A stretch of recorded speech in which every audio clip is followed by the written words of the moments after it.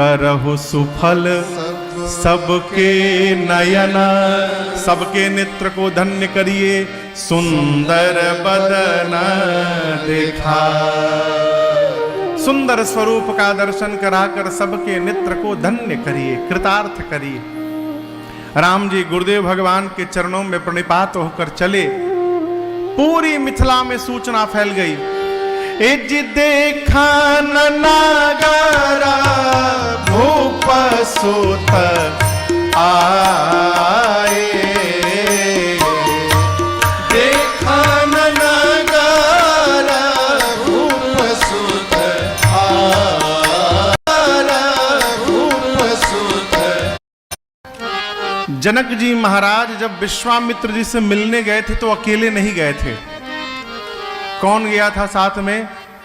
संग सचिव सुचि भूरि भट, भूसुर बर गुर ज्ञाति, चले मिलन मुनि नायक ही, मुदित राउ। संग सचिव थे, उनके मंत्री लोग थे, श्रेष्ठ बिरुदावली गाने वाले भट्ट थे, ब्राह्मण देवता थे, गुरुदेव भगवान थे। इतने लोगों को लेकर जनक जी महाराज विश्वामित्र जी से मिलने गए थे। और ये जितने लोग साथ में हैं, सभी लोगों ने जनक जी के भाव भंगिमा का दर्शन किया था। क्या? राम जी के रूप को देखकर जनक जी मोहित हो गए। वो सारे लोग दोपहर में अपने अपने घर में गए तो घर वालों से चर्चा की कि दो ऐसे सुंदर सुंदर राजकुमार आए हैं जिनको देखकर जनक जी की मति हेरा गई आज। और ये बात पूरी मिथिला में फैल गई। सायं बेला में जैसे राम लक्ष्मण जी नगर में पहुंचे हैं, छोटे छोटे बच्चे घर के बाहर खेल रहे थे।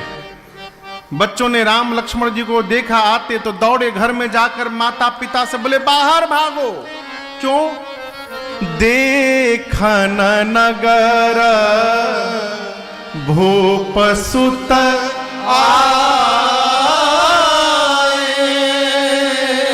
दोपहर में आप लोग जिनको देखने की चर्चा कर रहे थे वो दर्शन देने बाहर घूम रहे हैं।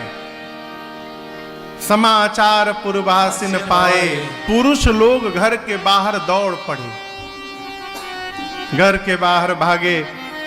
जुबती भवन झरोखन लागी, सखियां माताएं घर के झरोखों में खड़ी हो गई। मर्यादा के कारण राम जी का दर्शन प्राप्त हुआ। आपस में सखियां बात करने लगी, कहीं परस्पर बचन सप्रीति, सखी इन्ह कोटि काम छवि जीती। एक सखी ने कहा इतने सुंदर हैं, कौन इनके बराबर सुंदर हो सकता है? ब्रह्मा जी होंगे ना। एक सखी ने कहा दिमाग ठीक है, उनके 4 मुख हैं, इनके तो एक ही दिखाई दे रहे। एक ने कहा फिर ब्रह्मा जी नहीं है तो विष्णु भगवान चलेंगे। बोले उनके 4 हाथ हैं, इनके पास 1-2 ही हाथ है। तो एक ने कहा फिर ब्रह्मा जी नहीं है, विष्णु जी नहीं है, शंकर जी कैसे रहेंगे? एक सखी ने कहा कोई और नहीं मिला, बिकट बेस मुख पंच पुरारी, विकराल रूप धारण करके शिव जी रहते हैं। ये इतने सुंदर हैं, इनके एक एक अंग पर कोटि कोटि कामदेव को न्यौछावर किया जाए तो कम पड़ेगा। कितने सुंदर हैं। अब उन सखियों के बीच में मेरी माँ किशोरी जी की 8 सखियां हैं, 8 सखियां है। आपस में रघुनाथ जी को राम जी को देखकर चर्चा करने लगी, सखियां वार्ता करने लगी। क्या? कहू सखी अस को तनुधारे,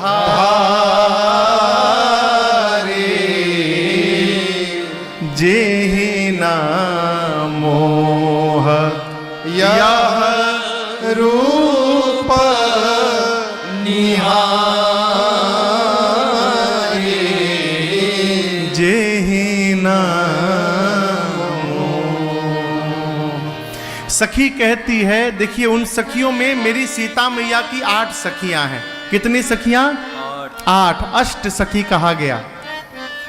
8 सखियों में से पहली सखी ने अपना भाव प्रकट किया, बोली सखी संसार में ऐसा कौन होगा जो इस रूप को देखकर मोहित न हो जाए इन पर। दूसरी सखी ने कहा मैं बताती हूं, वो पहले सुनो। देखिए आप लोग यहां आए हैं दर्शन करने, पुरुष यदि यहां से बैठ के चेन्नई तक जाए, ट्रेन में, बस में, मदुराई से जहाज में, चेन्नई का हम तो कहते दिल्ली तक चला जाए, कोई एक दूसरे से कुछ नहीं बोलेगा।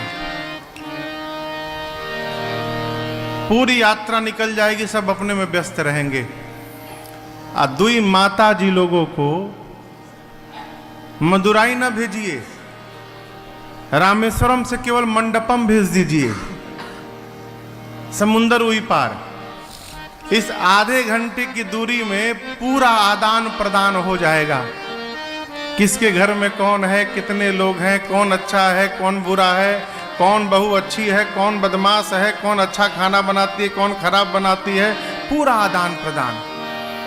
भगवान दोपहर में सुबह पहुंचे हैं, अभी किसी से मिले नहीं हैं, इतनी देर में ही दूसरी सखी ने पूरा पता लगा लिया। बोली ये जो आगे आगे सांवले वाले हैं इनका नाम है राम, इनकी माँ है कौशल्या, पीछे गोरे वाले धनुष बाण लिए हैं उनका नाम है लक्ष्मण, उनकी मैया है सुमित्रा।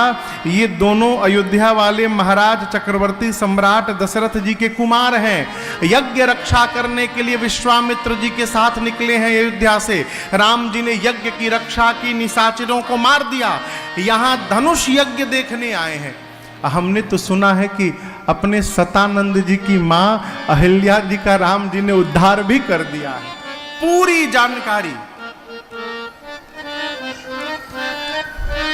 लक्ष्मण जी राम जी नीचे नीचे चल रहे थे, सखियां ऊपर बात कर रही हैं झरोखों पर। सखी की ये सारी बात लक्ष्मण जी के कान में पड़ गई।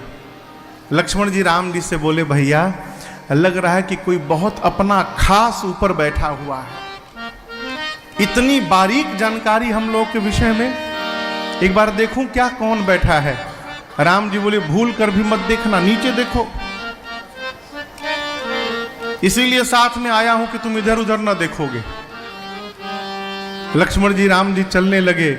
तीसरी सखी ने कहा देखो तुमने तो जो बताया अच्छी बात है, राजकुमार हैं, लेकिन हम एक बात कहें, ये जो सांवले वाले हैं ना, जोग जानकी यहाँ बर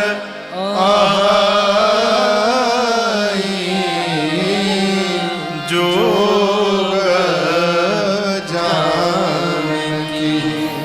तीसरी सखी ने कहा कि जो सीता के लिए तो लग रहा है कि सांवले वाले एकदम उचित वर होंगे।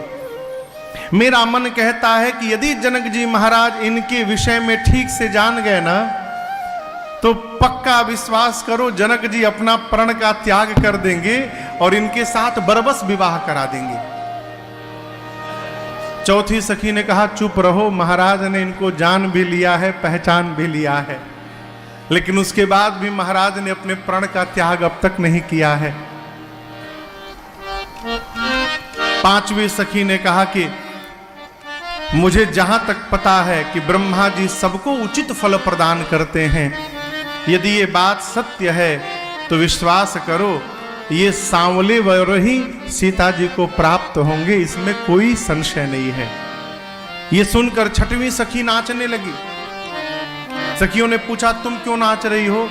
बोली मैं ये सोच के आनंद में झूम रही हूं कि विवाह के बाद ये जब जब सीता जी को विदा कराने के लिए मिथिला में आएंगे, हम लोगों को